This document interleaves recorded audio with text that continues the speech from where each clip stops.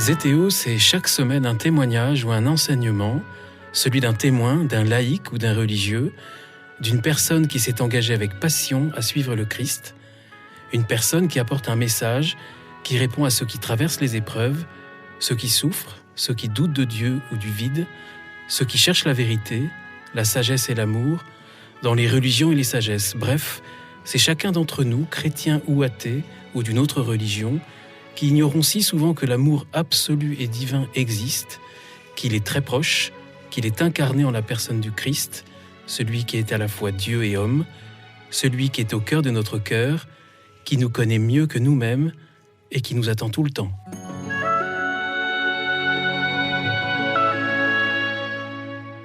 Bonjour aux auditeurs de Zétéo, joie de vous retrouver pour un nouveau podcast Zétéo avec Xavier Goulard à la réalisation, Guillaume Devoux au micro, joie de recevoir Mathilde François. Mathilde François, bonjour. Bonjour Guillaume. Merci d'avoir accepté cette invitation à offrir un témoignage très fort. Mathilde François, vous êtes l'auteur d'un livre publié l'année dernière aux éditions des Béatitudes, le titre de la maltraitance à la liberté. Un livre à la fois douloureux, mais également porteur d'espérance et de force. Mathilde François, nous parlons à distance. Vous habitez sur un autre continent éloigné de France. Et pour des raisons qu'on va comprendre au cours de votre témoignage, je tiens à dire que votre nom, Mathilde François, est un pseudonyme. Vous avez une quarantaine d'années, vous êtes une épouse et une mère de 3 enfants épanouis et libérés. Et pourtant, votre parcours est marqué par la souffrance de la maltraitance de vos parents. Et ce livre, comme vous l'écrivez à la conclusion, vous l'avez écrit pour dire votre vérité et aussi pour porter des mots sur les souffrances que vous avez vécues et qui n'ont pas été nommées. C'est bien ça ? Oui, tout à fait. En fait, j'avais à cœur que la vérité de ce que j'avais vécu soit apportée à la lumière. Et donc de raconter les faits vécus, ce que j'ai traversé pendant mon enfance, le raconter pour moi, pour les miens, pour ceux qui m'aiment, et pour tous ceux à qui ce témoignage pourrait servir de lanterne, et raconter aussi et surtout tout le bien sorti de cette enfance fracassée. Vers l'âge de 9 ans, vous développez des TOC, c'est-à-dire des troubles obsessionnels compulsifs, qui résultent de peurs paniques qu'il y ait des catastrophes dans votre maison, des vols, des incendies, des accidents, et qui affecteraient votre famille et plus particulièrement vos jeunes frères. Qu'est-ce qui s'est passé ? Pourquoi à ce moment-là, à l'âge de 9 ans, vous avez des TOC ? Alors, ça je l'ai compris dans l'après-coup. Oui. Mais en fait, pendant les 9 premières années de ma vie, j'ai vécu dans une famille dont les apparences étaient belles. Voilà, c'était une famille avec de belles valeurs, de beaux moyens, dans un beau milieu.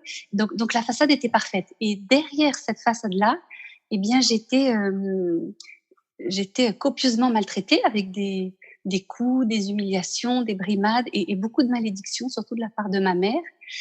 Et donc, au tout début de ma vie, j'ai encaissé tous ces coups, j'ai gardé tout ça pour moi, pour ne pas abîmer la façade. Et puis, à l'âge de 9 ans, effectivement, tout d'un coup, comme un barrage qui cède, eh bien, je suis tombée dans l'angoisse. Je pense que ce sont toutes les larmes non versées, toutes les souffrances accumulées qui tout d'un coup comme un trop plein ont débordé et l'angoisse l'a emporté. Et effectivement, je suis tombée dans l'enfer des TOC, mais sans savoir ce que c'était, oui. sans pouvoir nommer ça et sans pouvoir le confier à personne. Et vous expliquez qu'il vous fallait des heures pour quitter la maison, pour vérifier que tous les robinets étaient fermés, que le fer à repasser n'était pas allumé. Oui, ça c'est le propre des TOC en fait, parce que les TOC ce sont des pensées intrusives qui jaillissent comme ça dans l'esprit de la personne, dont elle est absolument pas responsable, mais qui font naître une peur intense. Et le seul moyen pour éteindre cette peur, c'est de faire des compulsions. Donc chacun aura une compulsion différente. Moi, en fait, j'avais la peur qu'un malheur arrive par ma faute. Et ça découlait évidemment de ce que me répétait ma mère depuis toujours, puisqu'elle me disait sans cesse, depuis aussi longtemps que je me souvienne, elle me disait toujours que j'étais une petite fille mauvaise, dont il pouvait sortir que du mal, qu'il fallait que je me méfie de moi, qu'elle seule connaissait qui j'étais vraiment,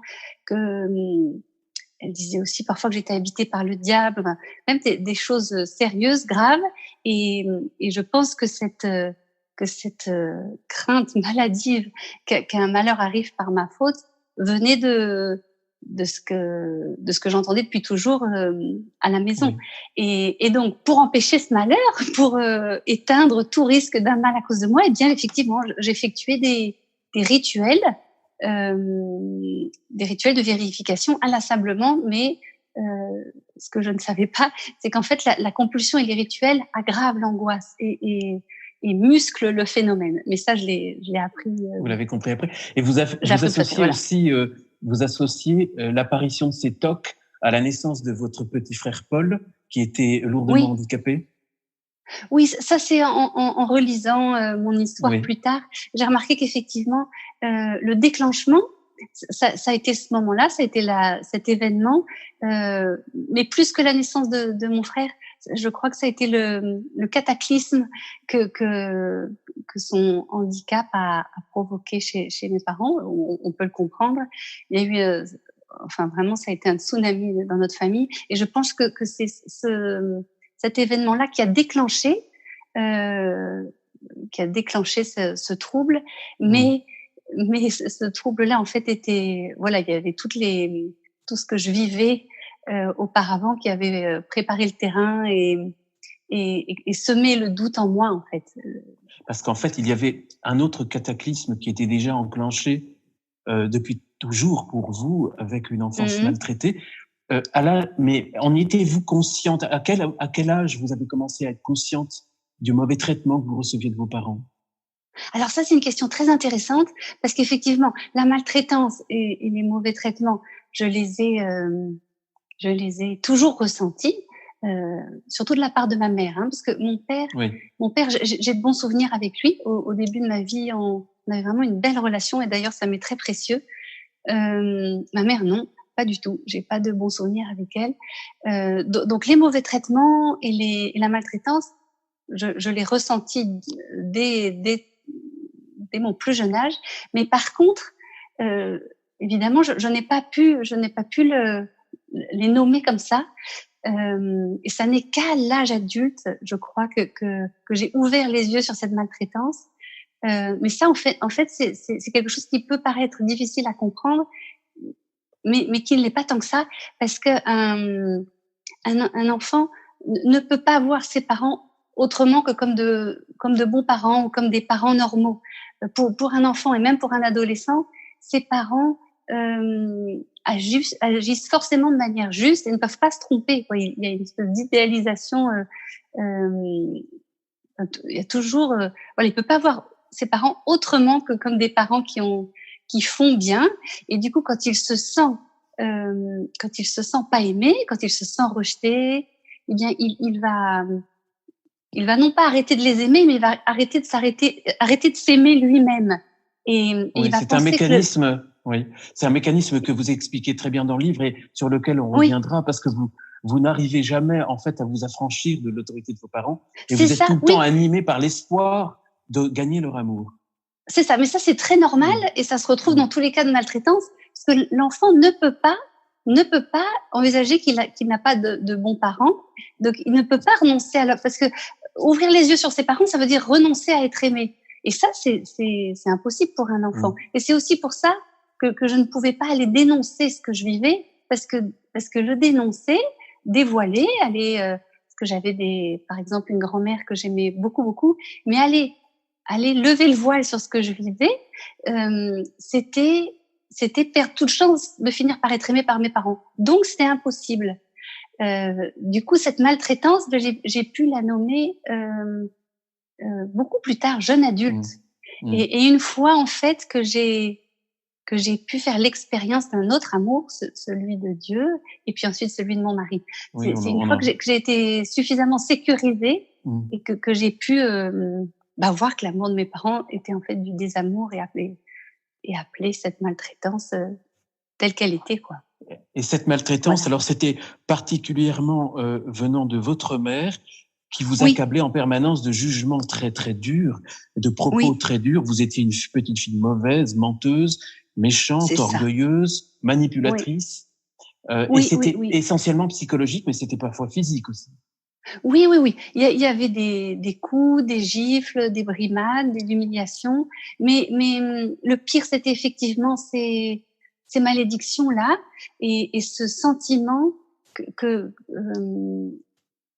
ce sentiment de jamais pouvoir arriver à lui prouver que j'étais bonne et que j'étais aimable. Parce que quels que soient mes efforts pour lui prouver que j'étais pas comme elle me reprochait d'être, ça ne marchait jamais, quoi. On revenait toujours à cette mauvaiseté qu'elle voyait en moi et qu'elle s'obstinait à vouloir redresser. Et donc je me sentais dans une équation impossible à résoudre, en fait. Mmh. Surtout que vous dites que vous étiez une enfant pleine de gaieté, pleine de vie, pas portée sur l'angoisse, plutôt confiante.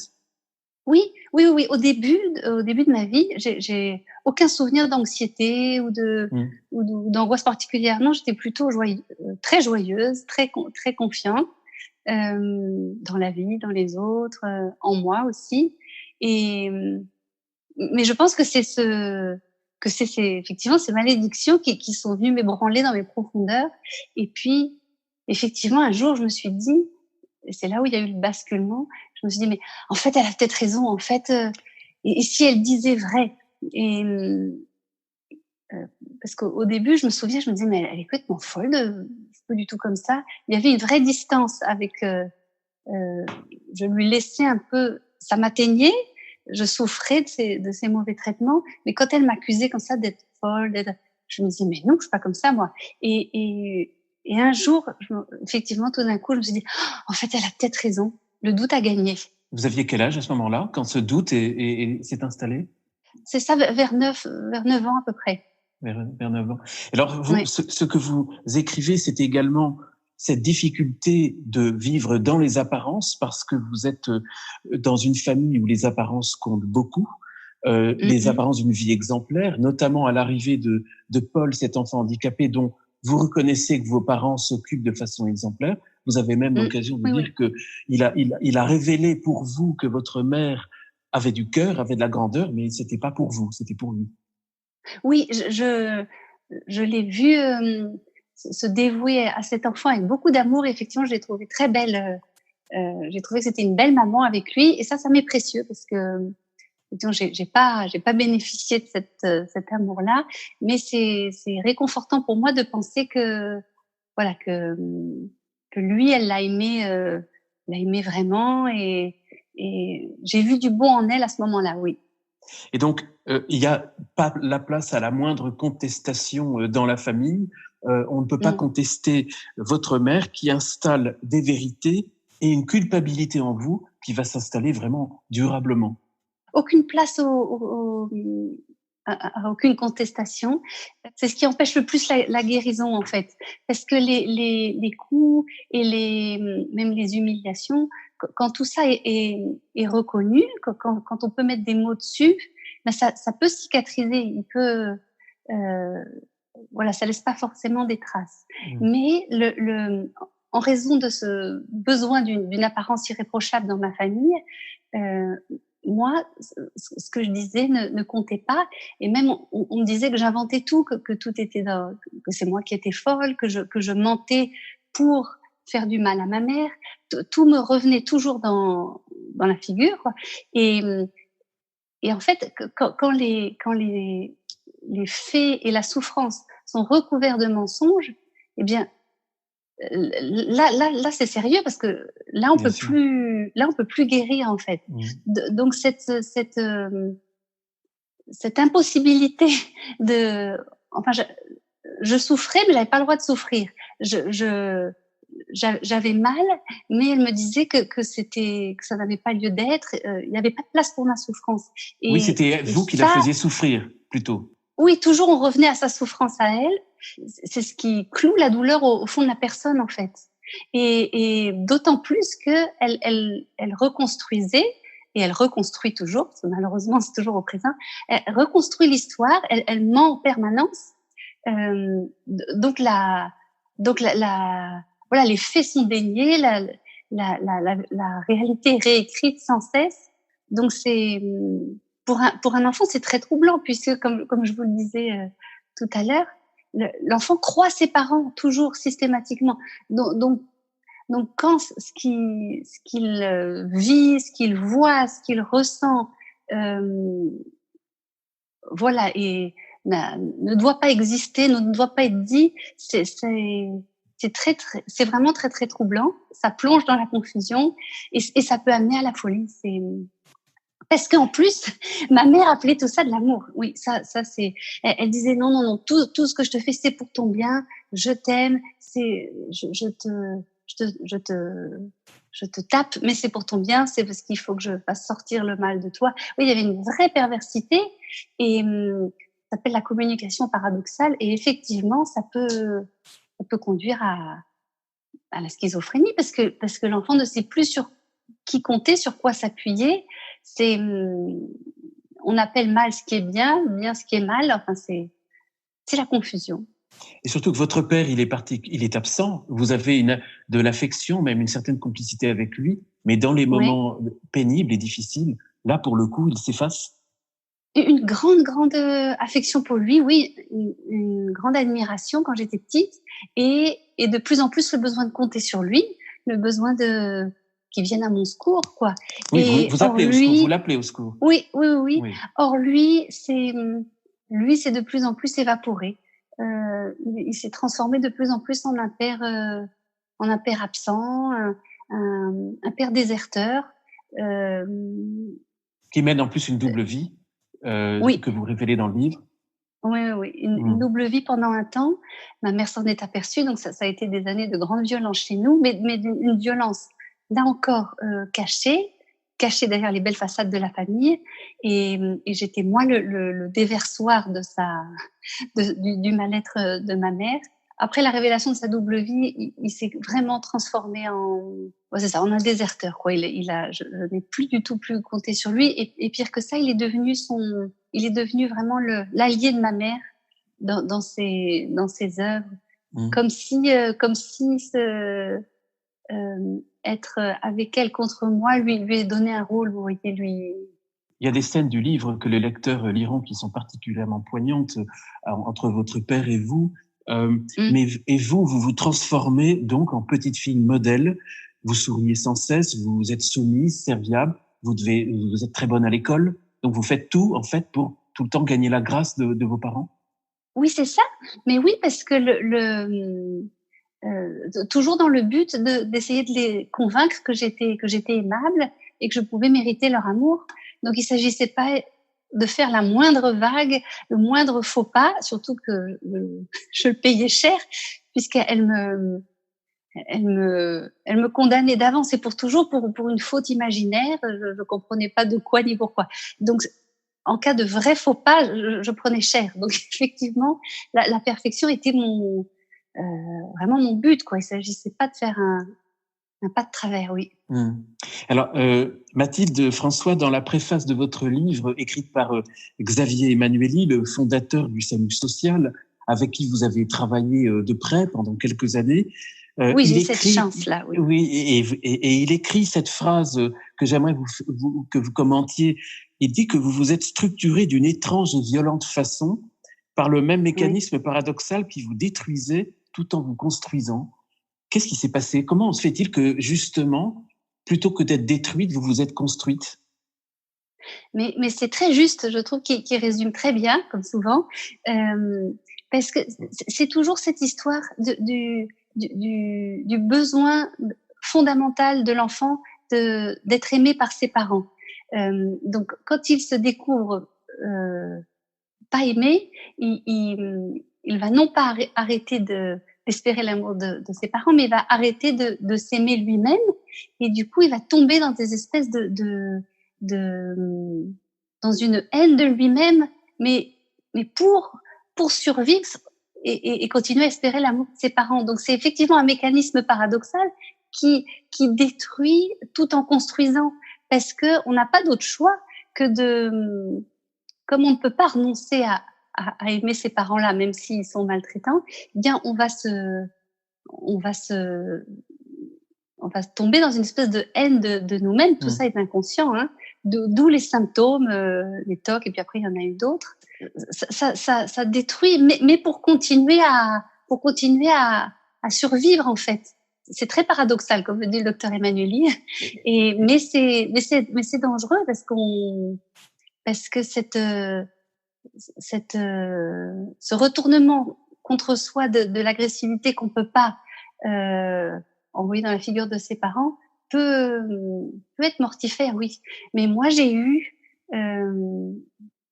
mystérieusement, j'ai eu beaucoup de chance parce que ces souffrances de plus en plus grandes, eh bien, elles m'ont aussi amenée à Jésus.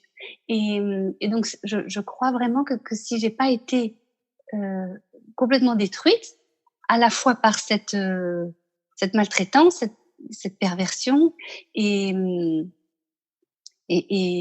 par les symptômes qui en ont découlé, c'est grâce à l'amour de Dieu que j'ai découvert en fait au cœur de ce désert d'amour et au cœur de cet enfer qui aurait pu m'emporter, oui.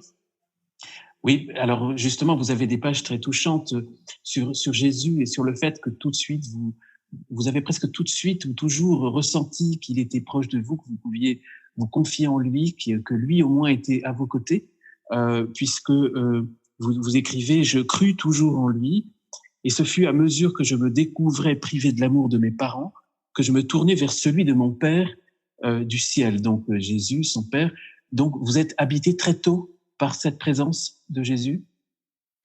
Alors, mes parents m'ont fait un grand cadeau, deux grands cadeaux, c'est qu'ils m'ont baptisée et ensuite ils m'ont amenée à la messe, et régulièrement. Ça, ce sont des grands cadeaux dont je leur serai toujours reconnaissante, parce qu'effectivement, j'ai entendu parler de Dieu. Plus mon fardeau s'est alourdi, plus effectivement, je me suis tournée vers lui, parce que je pouvais me tourner vers personne d'autre en fait. Comme je vous l'ai dit, il n'était pas question de dénoncer ce dont j'étais même pas moi vraiment consciente.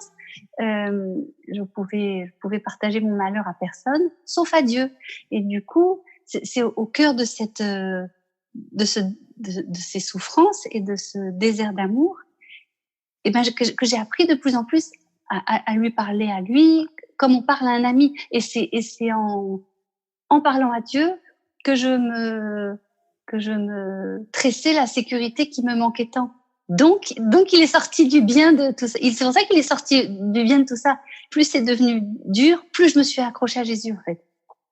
Vous accrochez à Jésus et vous parlez de l'importance de l'adoration eucharistique et de la communion, de la confession. Vous dites que vous êtes aimanté par la présence de Jésus hostie. Oui. C'est étonnant, très jeune déjà. Alors ça c'est venu plutôt à l'adolescence. Oui. Mais quand même. Au début c'était la prière, voilà, dans mon cœur ou dans les églises. Ensuite, quand les TOC sont apparus, là effectivement j'ai commencé à aller à la messe en semaine régulièrement. Et puis quand c'est devenu plus lourd encore, parce qu'à l'adolescence j'ai eu d'autres troubles, des troubles alimentaires. Là, c'était très très raide quand même. On en parlera. Eh bien là, oui, là effectivement, j'ai commencé, je sais plus très bien comment, mais j'ai commencé à aller à l'adoration et à y aller chaque jour. Oui, vous aimanter, c'est tout à fait le mot. Je crois que c'était par désespoir et par soif d'être aimé, quoi, puisque à la maison effectivement, je n'étais pas aimée et je réalisais de plus en plus que l'espoir de l'être était m'échappait toujours. Et bien j'allais de plus en plus auprès de Jésus, Jésus Eucharistie, oui. Il y avait aussi la lumière, la présence de vos grands-parents paternels? Oui, alors ça, mes grands-parents paternels ont été une vraie lumière dans ma vie de petite fille et d'adolescente. Mon petit frère handicapé aussi, mais je leur dois beaucoup. Mais auprès d'eux, je me sentais précieuse. Auprès d'eux, c'était voilà, aimer, c'était des douces parenthèses dans lesquelles je me roulais avec bonheur, vraiment. Ça me faisait, j'aimais être avec eux. Mais en fait, je ne leur avais jamais ouvert mon cœur. Donc, ils ne connaissaient pas les ténèbres qui m'habitaient. Donc ce lourd fardeau, il y avait vraiment que Jésus qui le connaissait. Donc, quand j'étais avec eux, ça me consolait, ça me ravigorait un peu, mais ils n'avaient pas accès à cette souffrance profonde. Et en fait, plus ça s'alourdissait, plus ça devenait dur aussi pour moi de cacher tout ça, et notamment aux gens que j'aimais.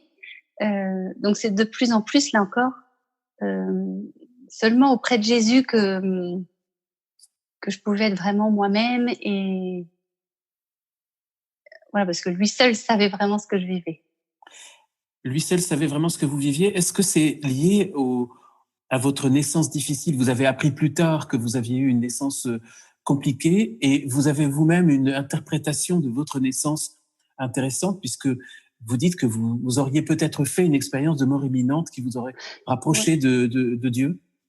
Non, ça c'est une hypothèse. Ça c'est une hypothèse que j'aime bien caresser, envisager, parce que c'est vrai qu'au milieu de ma naissance a été compliquée. J'ai failli mourir, effectivement, et du coup moi je me suis toujours dit c'est super, c'est-à-dire que je suis une miraculée, et quand ma mère me répétait qu'elle aurait préféré que je meure, que vraiment j'étais bonne qu'à la faire souffrir, moi j'aimais me redire mais non, je suis une miraculée, ça veut dire qu'il est bon que j'existe. C'était un bouclier contre les malédictions de ma mère.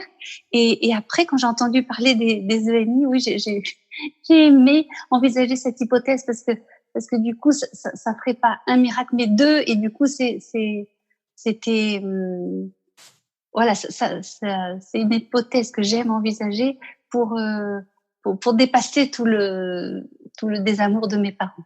Mais je n'en sais rien du tout, et en fait peu importe, puisque je suis en vie aujourd'hui et heureuse. Celui qui vous a aidé aussi à sa manière, c'est votre frère Paul. Vous dites que c'était important pour vous, même s'il est mort et que vous n'avez même pas eu le droit de le pleurer ou même d'aller à son enterrement, alors que vous étiez adolescente. Le passage de Paul a été court, mais il a été important pour vous.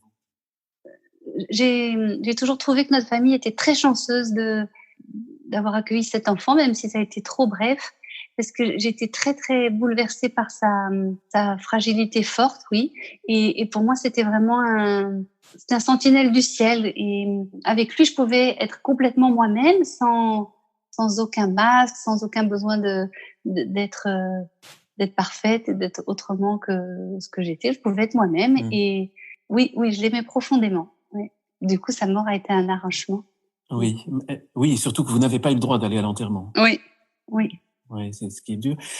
C'est l'adolescence, et justement, vous le mentionniez tout à l'heure, l'adolescence a été raide et particulièrement dure, parce que là, vous êtes dans une phase de rejet de vous-même encore plus fort. Vous ne voulez plus grossir, et vous allez rentrer dans une phase très compliquée avec l'alimentation pendant quelques années. Vous pouvez en parler un petit peu? Oui, alors ça, c'est arrivé après la mort de Paul, justement, et au moment de la bérésina conjugale de mes parents, et donc il y a eu une espèce enfin la situation s'est durcie. Je suis devenue encore plus le bouc émissaire de ma mère, donc encore plus le sentiment d'être encore plus indésirable. Les mauvais traitements la maltraitance était plus lourde. Ça s'est alourdi. Du coup, les symptômes aussi, ça se comprend, dans l'après-coup, ça se comprend aisément. Et du coup, effectivement, il y a eu des troubles alimentaires sont arrivés, mais là aussi, sans que je comprenne pourquoi ni comment, ça fait éruption dans ma vie comme ça un jour, avec le besoin de me faire vomir chaque jour, et même plusieurs fois par jour. Et donc ça, c'est des symptômes très, très, très, très humiliants, très dégradants. D'autant plus que je pouvais...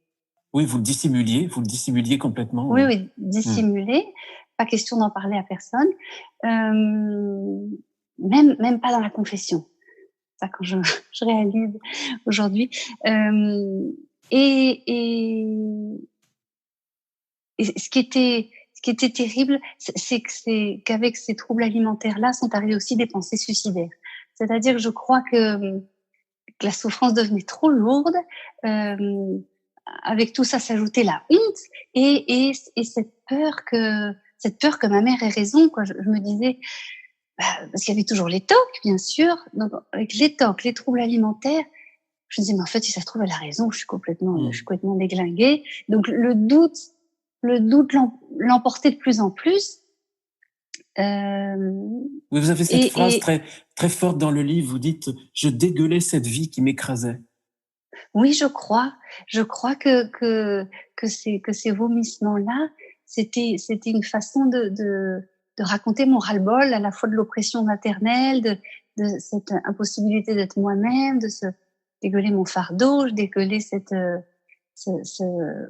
mon malheur que je pouvais confier à personne. Et mais là aussi, le plus dur, c'était de devoir cacher, de pas pouvoir parler de ça à personne, et puis les pensées suicidaires. Ça, voilà, ça à porter seul, c'est très difficile. Mais j'étais pas vraiment seule, puisque c'est à ce moment-là que l'adoration s'est installée de plus en plus dans ma vie. L'adoration, vous écrivez « Jésus vivant souffrait en moi, je n'étais plus seul désormais ». Et là, effectivement, vous allez de plus en plus régulièrement à la messe. Vous adorez l'hostie dans son exposition au Saint-Sacrement. C'est ce qui vous permet de tenir dans un climat familial qui, comme vous le dites, s'alourdit encore plus. Tout était illusion et mensonge avec vos parents. Vous avez cette phrase aussi, « Leur maquillage permanent de la réalité recouvrait désormais toute ma vie, bâchant et ensevelissant ce qui m'habitait. » Donc effectivement, les perspectives deviennent de plus en plus sombres pour vous. C'est ça, j'avais vraiment le sentiment que ma vie m'échappait complètement et que ma mère en bouchait toutes les issues, quoi. Que j'avais l'impression d'être d'être emmurée vivante et dans une espèce de prison aux parois lisses. J'avais bien essayé le chemin de la perfection sans succès. Mon espoir de finir par convaincre mes parents devenait de plus en plus mince et du coup le désespoir s'installait. Le désespoir s'installait. Et jusqu'à un déclic un jour, puisque vous apprenez le suicide d'une adolescente anorexique, et c'est un choc pour vous, qui vous fait réagir. Oui, c'est un grand choc. C'est un grand choc parce que c'est à ce moment-là que j'ai pris conscience, tout d'un coup comme ça, une espèce de lumière. J'ai compris que tout ce que j'avais vécu n'était pas de ma faute, parce qu'à cet âge-là, c'était quand même la fin de l'adolescence, donc j'étais quand même plus apte à raisonner. J'ai compris tout d'un coup que voilà, tout se passait, tous ces symptômes, c'était pas de ma faute, mais par contre, ce que j'en faisais aujourd'hui dépendait de moi et que c'était à moi de choisir la vie ou pas. Et que qu'en fait, j'ai entendu dans mon cœur cette parole du Deutéronome, je mets devant toi la mort ou la vie, choisis la vie. Et ça a été ça a été un moment décisif où j'ai compris que Dieu me tendait la vie et voulait vraiment faire toutes choses nouvelles pour moi, mais c'était à moi de dire oui, à moi de faire ma part, et faire ma part, ça voulait dire concrètement renoncer à ce qui sabotait ma vie, c'est-à-dire les troubles alimentaires, parce que c'était un chemin de mort. Et c'était moi et moi seule qui pouviez choisir de le quitter. Et donc, le mercredi des cendres, le jour du carême, vous décidez, plutôt que de faire carême, de ne pas manger, c'est le jour où vous allez commencer à vous nourrir naturellement, normalement. Voilà, c'est ça. Il y a eu cette prise de conscience et cette parole dans mon cœur, et j'ai choisi de faire confiance à Jésus. J'ai choisi de placer ma confiance en lui et quoi qu'il en coûte, parce que ces addictions-là et ces troubles-là, ils servent à éponger une angoisse, bien sûr. Donc y renoncer, c'est pas si simple. Et il y a effectivement c'est un peu comme un sevrage de drogue ou d'alcool. Moi, j'ai pas été droguée ni alcoolique, mais je crois que ça se ressemble un peu. Il y a vraiment une période douloureuse à traverser. Mais quand on tient bon en croyant que Dieu est vraiment présent à nos côtés, eh bien la victoire est certaine. Et donc il y a eu le temps du carême a été un vrai carême, rabotant, douloureux, mais à Pâques, j'ai été complètement délivrée de ces troubles alimentaires. Ça a été une vraie délivrance, une guérison profonde. Et voilà, ça c'est complètement sorti de ma vie. Vous expliquez, Mathilde, qu'à ce moment, vous comprenez l'importance de la gratuité de l'amour de Dieu et que c'est cette gratuité qui est la réponse à votre problème. C'est ce que vous comprenez. Vous pouvez expliquer un petit peu mieux ce que vous avez compris dans cette gratuité et cette importance de la gratuité de l'amour de Dieu? Oui, c'est-à-dire que c'est plutôt son amour inconditionnel et sans limite, dont j'y étais particulièrement sensible, et d'autant plus sensible que j'en étais complètement privée à la maison. C'était exactement l'inverse de ce que donc effectivement, j'ai été bouleversée par cet amour inconditionnel et et très convaincue qu'effectivement Jésus était mort pour moi, pour me sauver moi, et qu'à chaque heure d'adoration, il m'attendait vraiment pour me guérir de plus en plus. C'est pas très simple à raconter, parce que c'est vraiment de l'ordre de l'expérience. Mais oui, j'ai été très bouleversée par je le suis toujours, parce que c'est qu'il faut goûter chaque jour, quoi. On n'en a jamais fait le tour. Et d'ailleurs, oui, je l'ai compris plus tard, en fait, cette guérison des troubles alimentaires, ça n'a pas été la plus grande grâce. La plus grande grâce qui m'a été donnée à ce moment-là, c'est vraiment justement de comprendre qu'à l'adoration, Jésus est vraiment là, qu'il m'y attend toujours, et voilà, et il est devenu le trésor de ma vie à ce moment-là, et c'est ça le vrai miracle. Et ça m'a aidée ensuite pour toute ma vie. Oui. Oui, et dès ce moment, vous dites que vous commencez à vous sentir moins vulnérable face à vos Oui. parents? Oui. À partir du moment où j'ai choisi résolument la vie et choisi de m'appuyer sur le Christ, et que j'ai appris à aller à l'adoration vraiment chaque jour, eh bien, à la maison, rien n'a changé. Ma mère n'a pas du tout changé, mais moi, tout cela a commencé à avoir un peu moins d'emprise sur moi. Oui, ça a été un long chemin, hein, mais à ce moment-là aussi, vous renaissez au monde extérieur, vous renaissez aux autres. Oui. Vous aviez maintenu Oui. des amitiés, mais un peu à distance. Vous alliez plutôt voir vos amis chez elles. Elles n'aimaient pas trop venir chez vous l'expliquez dans le livre, parce que le climat était effectivement lourd. Oui. Mais là, c'est un petit peu l'explosion. Là, vous avez près de 20 ans et vous renaissez aux autres. C'est l'expression du livre. Oui, c'est une espèce de printemps où je m'autorise à nouveau à être en vie et heureuse de l'être. Voilà. Et je laisse plus de côté mes parents et leur maltraitance, tout ça a moins de prise sur moi. Oui.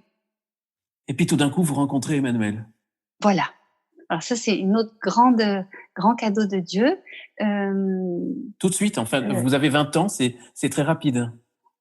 Oui, c'est ça, 20 ans à peu près, oui.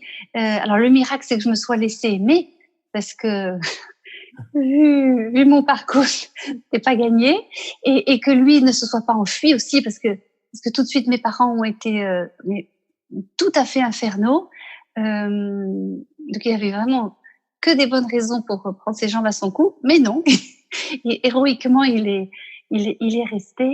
Mais quelque part, ça a été aussi une chance qu'il soit avec lui tout de suite à visage découvert. C'est qu'il n'a pas pu un instant douter de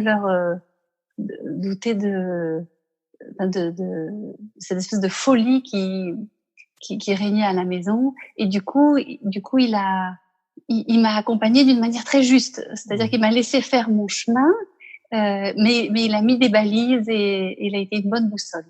Alors que vous aviez des obstacles posés en permanence par vos parents pour vous empêcher même de vous voir. Oui, ils ont vraiment tout fait pour nous séparer. Ce qui n'est pas étonnant avec ce genre de profil psychologique, puisque mes parents étaient toujours plongés dans leur bérésina conjugale, et du coup, je crois que c'était totalement impossible pour ma mère que j'ai ce qu'elle n'est pas, et du coup, il lui fallait à tout prix détruire ce qui pouvait me rendre heureuse. Et de toute façon, mon bonheur l'a toujours rendue folle. Du coup, il a toujours eu besoin d'abîmer ce qui me rendait heureuse. Et donc là, encore plus avec. Vous parlez même de Emmanuel. Fureur, de sa réaction avec fureur et même avec une violence.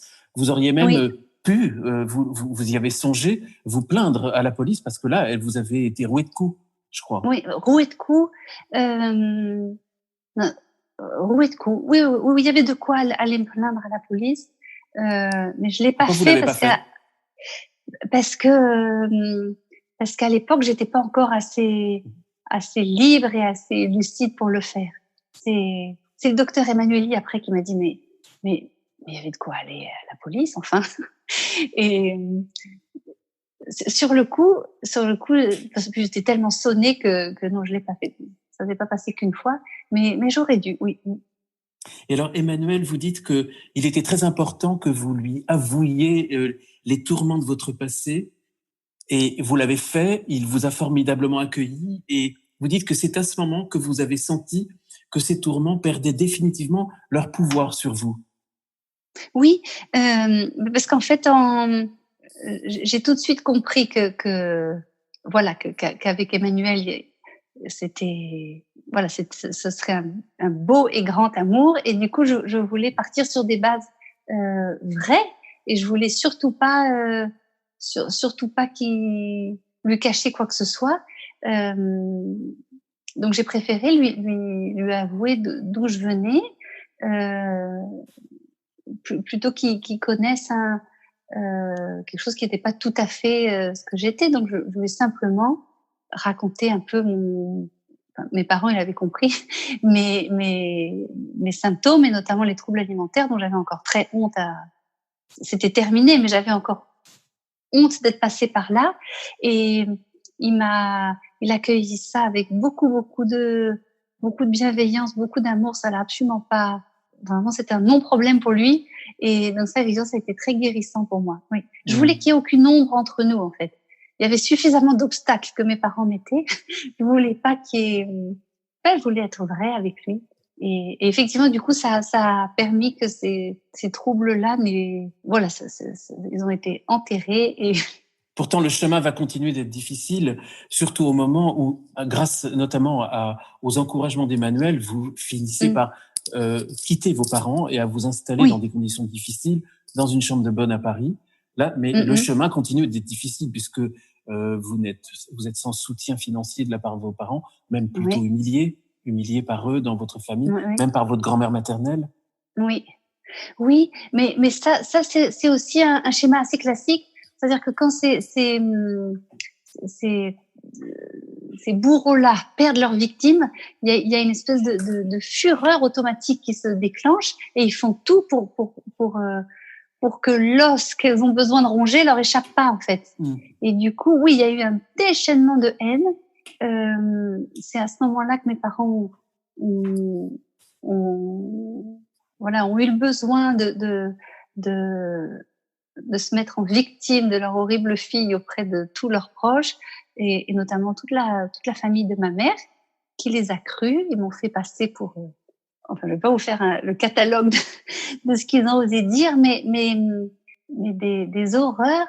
Et alors, mystérieusement, effectivement, tous mes oncles et tantes, mes cousins, ma grand-mère maternelle, effectivement, tout ce monde-là s'est rangé docilement derrière les mensonges et les insanités que disaient mes parents. Votre frère aussi? Oui, mon frère aussi. Oui, parce que lui, j'ai fait le choix de pas essayer de le convaincre. Moi, j'ai fait de même d'ailleurs avec toute la famille de ma mère.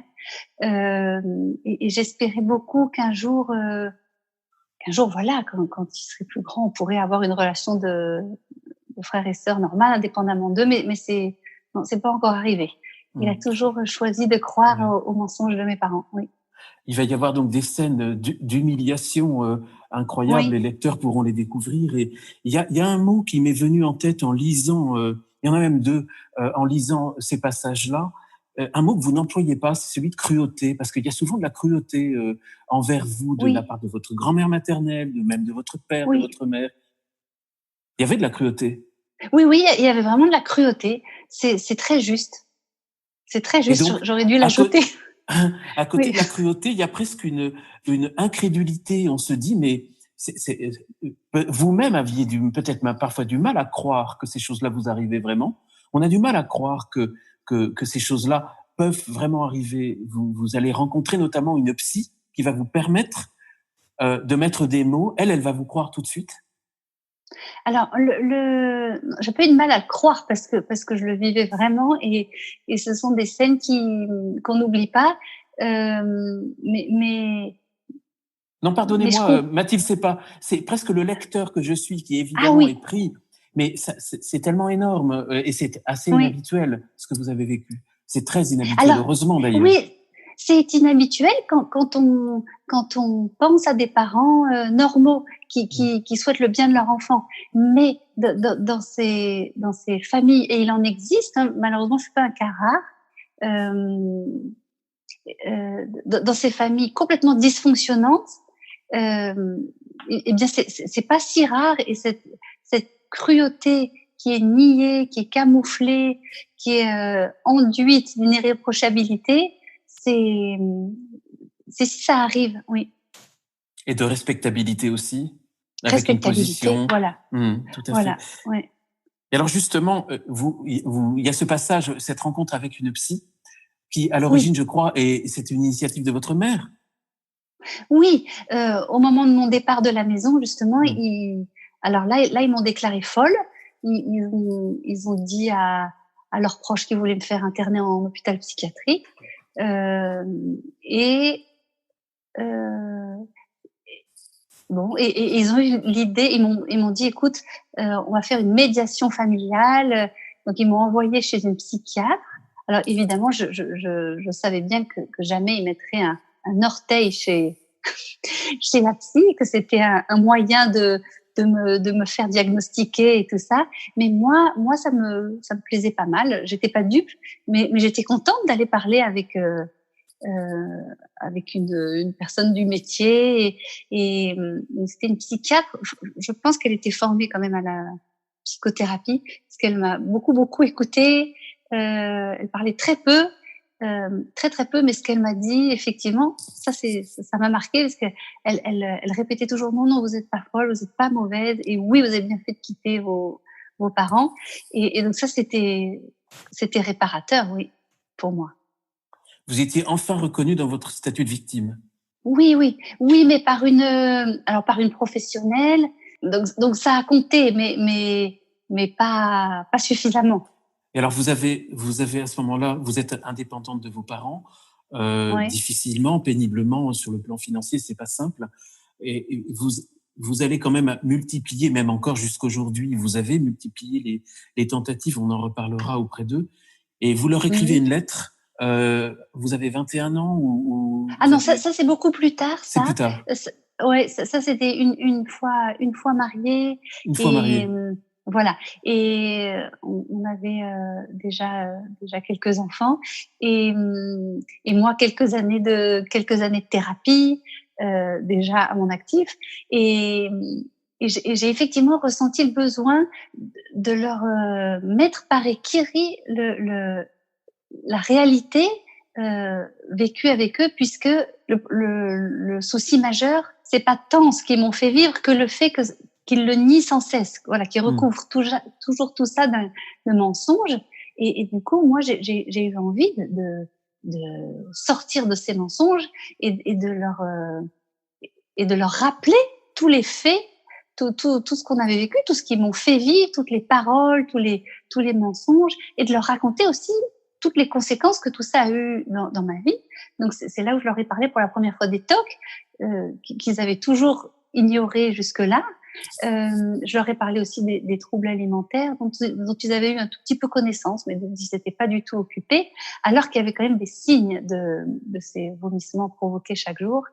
J'avais des blessures sur les mains et tout ça pendant... Pardon pour ces détails sordides, mais c'est quand même parlant. Et eux, ça les a pas du tout inquiétés. Enfin bref, donc dans ma lettre, voilà, j'ai repris tous les faits, toutes les conséquences dans ma vie, et j'aurais dit voilà, maintenant, quoi que vous puissiez dire, voilà, c'est ça qui a existé et c'est ineffaçable, mais on peut plus faire sans ça parce que c'est ça qui a existé. Et j'avais ce besoin-là d'amener la vérité à la lumière déjà auprès d'eux. Et comment ont-ils réagi? Ils ont réagi comment? Comme souvent avec ces parents dysfonctionnants, ils n'ont pas du tout accueilli. Ils ont répondu. Moi, c'était vraiment une longue lettre que j'avais mis 3 mois à écrire, en pesant chaque mot, en demandant conseil à mon directeur spirituel. Enfin bref, c'était vraiment une démarche importante pour moi. Je voulais pas les offenser. Et en même temps, je voulais dire la vérité.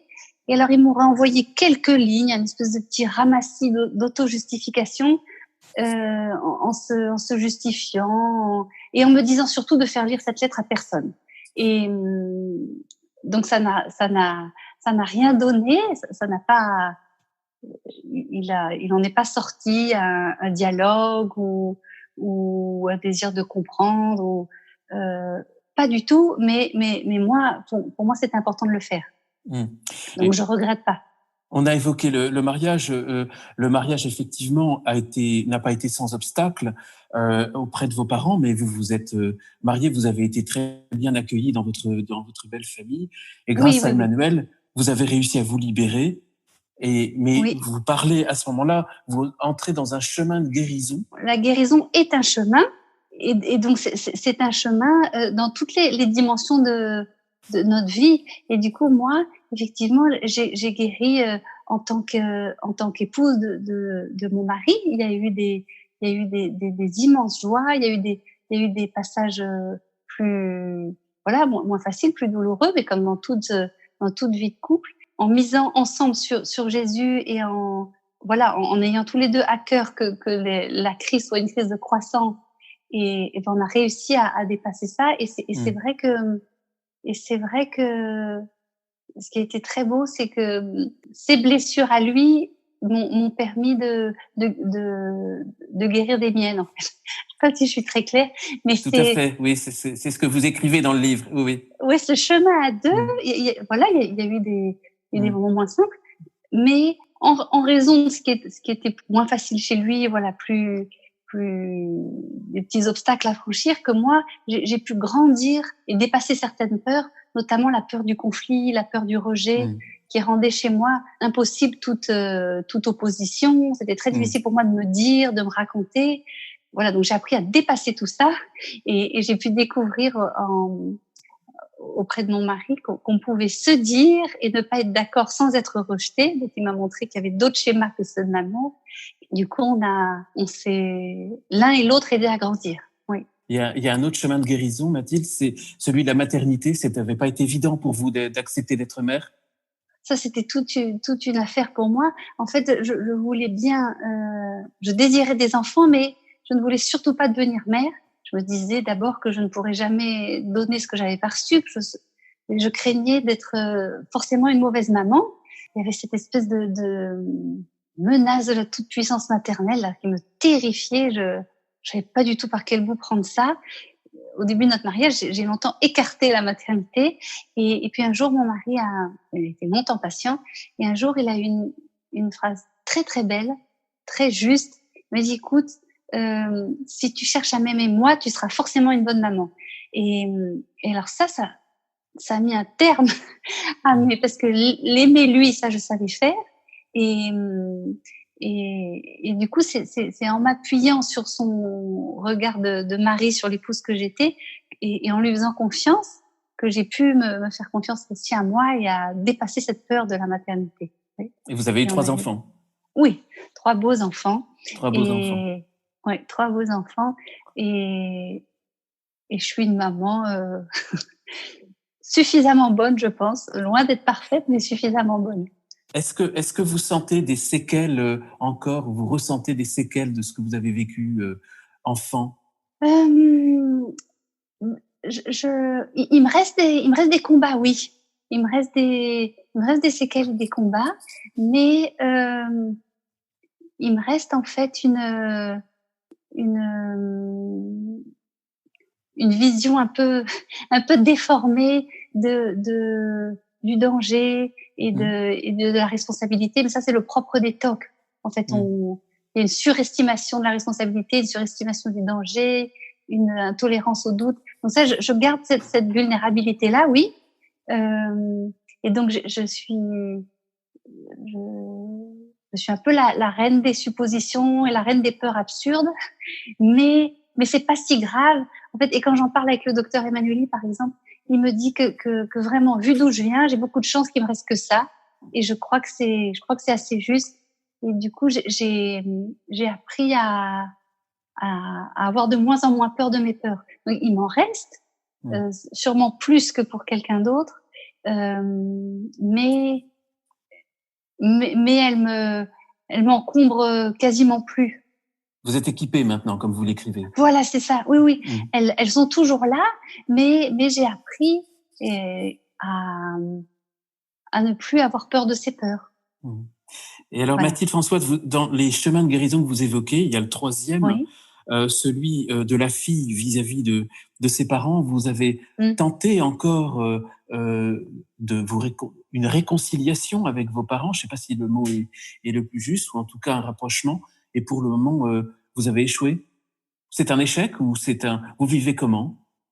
Alors, non, c'est pas du tout un échec parce que on a beaucoup essayé, on a tendu beaucoup de mains, on a eu parfois des moments où on ne les voyait plus, d'autres où on essayait tant bien que mal, et tout ça, moi je suis heureuse de l'avoir tenté, mais effectivement, là aujourd'hui, on est arrivé, mon mari et moi, au constat que la réconciliation est pas possible. C'est pas pour ça que c'est voilà, qu'on n'aurait pas dû essayer avant. Au contraire, aujourd'hui, on en arrive à la conclusion que c'est pas possible, mais il fallait tout ce chemin-là. Et c'est pas possible. Pourquoi? Parce que pour qu'une réconciliation soit une vraie réconciliation, moi, je crois qu'il faut que l'offenseur reconnaisse ses torts et dise oui, ça c'est vrai, ça a existé, et je te demande pardon pour ça. Et ensuite, la personne offensée pardonne ou pas, on reprend la relation ou pas, mais il faut que ce qui a été vécu soit reconnu comme tel. Et dans le cas de mes parents, on est toujours dans un grand déni. Ils sont toujours dans les mêmes, racontent toujours les mêmes mensonges. Ils continuent à dire que je suis folle, mauvaise et un bourreau et la source de tout leur malheur. Et donc, voilà, le passé est toujours remanié, l'histoire re-racontée. Et du coup, dans ce cadre-là, il n'y a pas de réconciliation possible parce que sinon, la relation serait un nouveau mensonge. Et ça, on n'en veut plus parce que c'est toxique. Donc, non, pas de réconciliation. Et du coup, on les voit plus. Mais c'est bien ainsi, ça nous laisse dans la paix. Aujourd'hui, c'est vraiment assumé. Il n'y a plus de culpabilité à ne pas à avoir coupé les ponts avec nos parents, parce que dans notre milieu et voilà, quand on est croyant, c'est pas si simple d'assumer d'avoir coupé les ponts avec ses parents. Mais aujourd'hui, on est en paix avec cette décision-là, d'autant plus que de pas voir ses parents n'empêche pas de les aimer d'une autre façon, ni de chercher à leur pardonner, vous voyez, aller voir au-delà du mal qui a été fait. Et dans ce mal que vous avez vécu et qui vous a été fait, Mathilde François, avez-vous jamais réussi à mettre un nom ou à mettre des mots sur ce mal qui, notamment, je pense à votre mère, qui anime cette famille. Est-ce que vous avez réussi à mettre des mots? À, à nommer, À par savoir, exemple. à comprendre et à savoir ce qui est en elle. Alors, j'ai une petite idée, oui. Je pense que c'est un trouble psychique qui a un nom, mais je préfère lui laisser son histoire. J'ai assez à faire avec la mienne.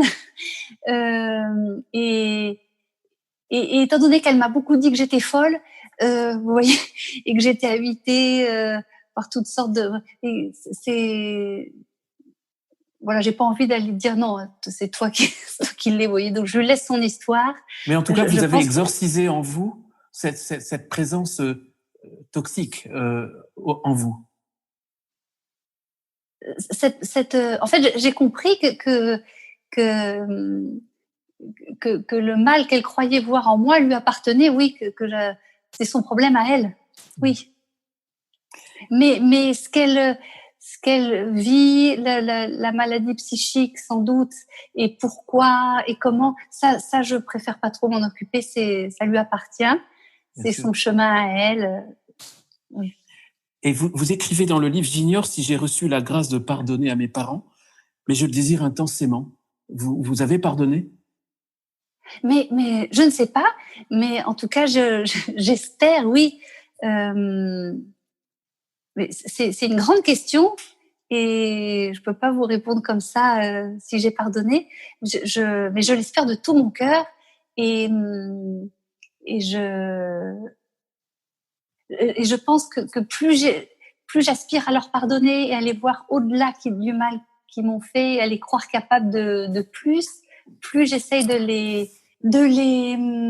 me rappeler toujours qu'entre eux et moi il y a Jésus. Mais en fait, plus je me délie des chaînes de mon passé. Vous voyez, donc c'est le pardon, c'est pas... Enfin, plus je cherche à leur pardonner, plus je suis gagnante aussi, vous voyez. Et il y a aussi le fait que, cette petite phrase dans Saint-Luc, là, que j'aime beaucoup, que la mesure dont je me sers pour les autres servira pour moi, vous voyez. Donc, j'ai tout intérêt à désirer leur pardonner. Oui. Aujourd'hui, Mathilde François, vous êtes psychothérapeute à Oui. l'étranger. Vous m'avez dit que vous vous consacrez plus particulièrement aux relations mère-fille. Alors, mère-enfant, oui. Mère-enfant. Pas exclusivement des filles. Oui. Pas uniquement des filles. Et donc, j'imagine que là, vous voyez des cas vous voyez souvent des cas aussi douloureux que celui que vous avez vécu. Oui. Oui, parce que on a la chance d'habiter dans un pays, enfin un pays loin de la France, où il y a un très beau pays, où il y a une grande pauvreté et du coup, et moi je travaille auprès d'une population comme ça, plongée dans une grande misère, donc une misère matérielle, mais une misère aussi morale, et avec du coup tout le cortège de violence qui va avec. Donc il y a beaucoup de violences physiques, de violences sexuelles, beaucoup de maltraitance, oui. C'est mon quotidien avec mes patients. Chaque cas dépasse l'entendement. Je me trouve très privilégiée d'être auprès de ces enfants, souvent très maltraités, et aussi de ces mamans souvent maltraitantes. Je me sens très privilégiée parce que pour moi, ces enfants sont vraiment la chair souffrante du Christ, et du coup, c'est vraiment non, c'est ça, un privilège d'essayer de les aider un petit peu. Mathilde François, je voudrais vous remercier de tout cœur d'avoir témoigné pour ce podcast Zétéo. Je pense qu'il y a beaucoup de parents et d'enfants qui ont été touchés, qui seront touchés quand ils écouteront votre témoignage. J'ai le sentiment d'avoir en face de moi, là je vous vois à travers l'écran, une femme libérée, rayonnante, et je pense que ça s'entendra dans votre voix. Vraiment de tout cœur, merci.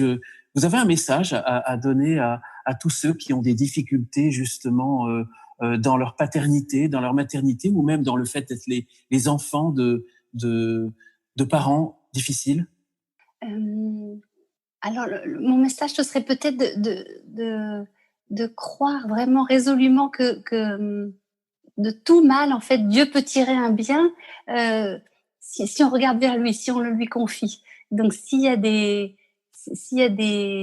une souffrance par rapport un père, une mère ou un enfant, je suis convaincue et quand je regarde mon histoire, je le vois que vraiment Dieu, s'il permet le mal, ça n'est que pour en tirer un bien et du coup, voilà, espérer en lui, oui.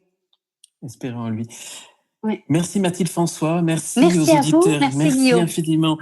Merci aux auditeurs de Zétéo, merci à ceux qui ont répondu à l'appel aux dons, merci à ceux qui ont communiqué des messages d'encouragement qui font chaud au cœur, qui encouragent à continuer cette mission d'évangélisation de Zétéo. L'effort n'est pas fini, alors pour contribuer à cette mission, pour continuer de diffuser gratuitement Zétéo, je vous invite, ceux qui ne l'ont pas encore fait, de contribuer à l'effort de Zétéo. C'est facile à faire, il y a toutes les informations qui accompagnent le podcast, les liens à cliquer. Pareil pour ceux qui écoutent Zétéo sur iPhone ou sur iPad, laissez un avis, donnez un maximum d'étoiles, ça permet à Zétéo d'être mieux positionné, donc mieux connu. Merci à Xavier qui était derrière les manettes, qui je suis sûr nous a bien écoutés. À bientôt pour un nouveau podcast, un nouveau témoignage, et Mathilde, infiniment merci. Et à bientôt, j'espère. Merci à vous, oui, merci, au revoir. Merci.